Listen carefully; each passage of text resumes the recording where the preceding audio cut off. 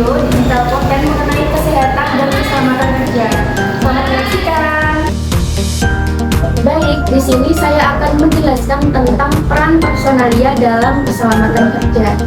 Nah, pastinya di suatu perusahaan akan terjadi yang namanya kecelakaan kerja. Hal ini bisa disebabkan karena pelaksanaan yang kurang maksimal, perencanaan yang kurang memuaskan, dan juga akibat adanya hal-hal atau sesuatu yang tidak diinginkan. Maka dari itu, peran personalia sangat dibutuhkan dalam proses keselamatan kerja. Nah, jadi peran personalia yang pertama adalah melakukan perencanaan dan juga pengembangan program keselamatan kerja. Jadi, seorang personalia bertanggung jawab dalam merencanakan, mengembangkan, dan juga mengimplementasikan program keselamatan kerja, baik itu mengenai identifikasi risiko ataupun memberikan pelatihan bagi karyawan. Kemudian yang kedua adalah rekrutmen dan juga seleksi karyawan.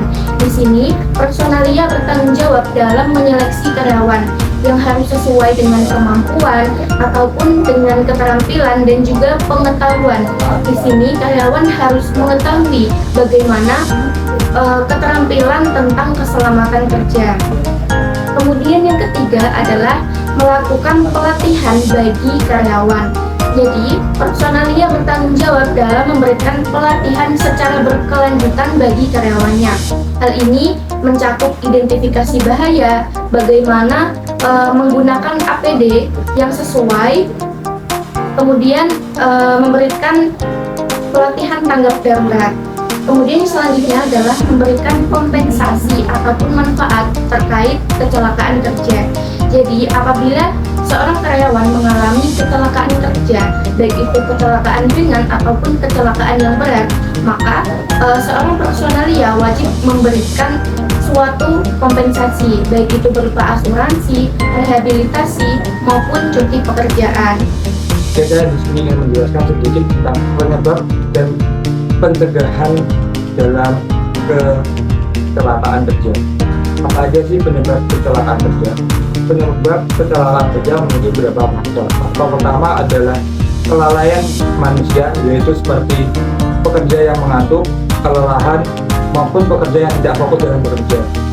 Faktor yang kedua adalah ketidaklayakan properti, aset, alat dalam lingkungan kerja. Bagaimana sih upaya dalam mencegah kecelakaan kerja? Ada beberapa upaya dalam mencegah kecelakaan kerja, yaitu yang pertama adalah mengenal medan, situasi maupun lingkungan kerja dan mengetahui potensi bahaya di lingkungan kerja. Yang kedua adalah menyertai diri dengan alat pelindung diri, yaitu APD. Dan yang ketiga adalah mematuhi dan menjalankan standar operasional prosedur, yaitu SOP kerja.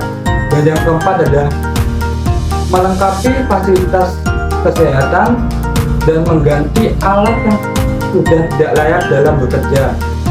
Dan yang terakhir adalah mengedukasi atau memberi pembelajaran kepada masing-masing pekerja.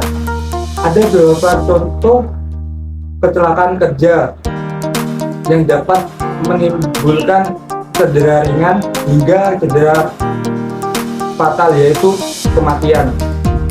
Yaitu satu, tertimpa barang atau alat yang jatuh dari ketinggian. Yang kedua, terjatuh dari ketinggian. Yang ketiga, salah mengoperasionalkan alat kerja. Dan yang keempat adalah tersengat arus listrik di lingkungan pekerjaan. Saya akan menjelaskan tentang biaya kesehatan dan ketentuannya. Yang pertama ada pelatihan edukasi dan karyawan, dan yang kedua ada pemantauan kesehatan karyawan. Ketiga ada penyediaan fasilitas karyawan. Yang pertama pelatihan dan edukasi karyawan.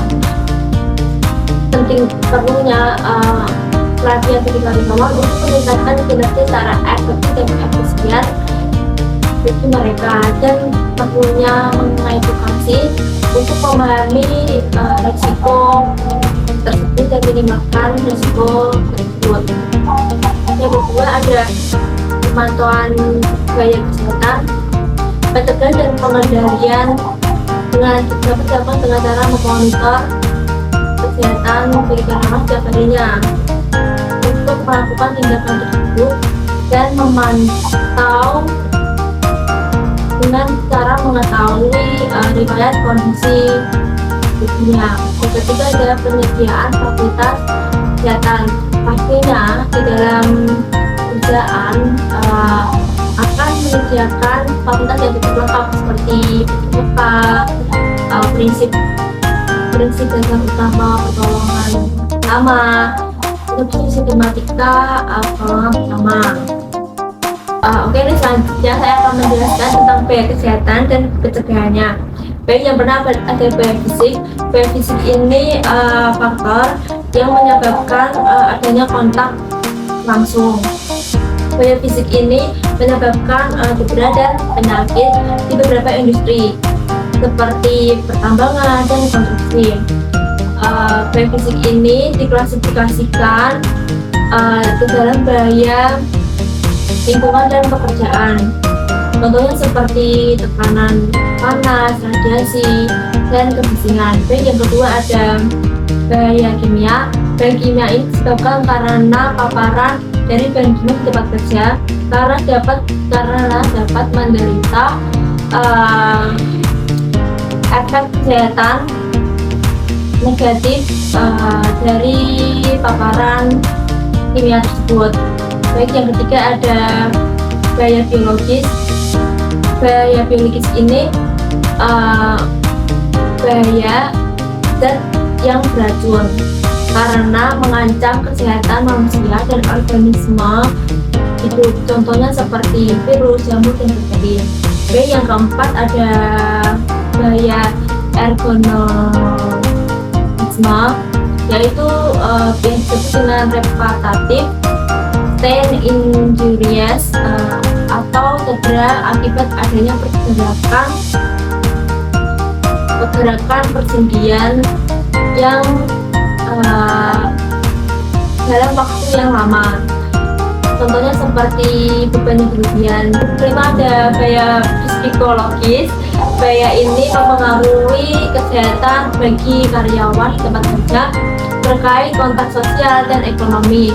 Contohnya seperti kekerasan di tempat kerja. Terima kasih.